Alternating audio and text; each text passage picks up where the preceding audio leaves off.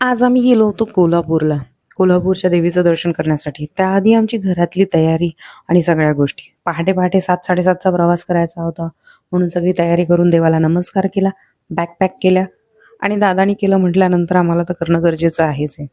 छान आमचा सकाळी मॉर्निंगचा 7:00-7:30-8:00चा प्रवास सुरू झाला आणि त्यानंतर खूप भूक लागली. कारण की सकाळी लवकर निघाल्यामुळे कोणीच काही खाल्लेलं नव्हतं आणि ह्या दोघांनाही प्रचंड भूक लागली कारमध्ये. त्यामध्ये आम्ही यांना काहीतरी खायला दिलं. त्यानंतर ह्यांच्या पोटात पडल्यानंतर यांचा दंगामस्ती सुरू झालाय. कारण की दिवसेंदिवस मोठे होत चालले तसं मस्ती वाढली. कसंबसं तरी एका ठिकाणी थांबलो. त्यानंतर लक्षात आलं, अरे यार! इथे तर सगळेच भुकेले थांबलेले आहेत. पण खरं सांगायचं तर ऑर्डर भेटल्यानंतर काही अजिबातही कशाला चव नव्हती.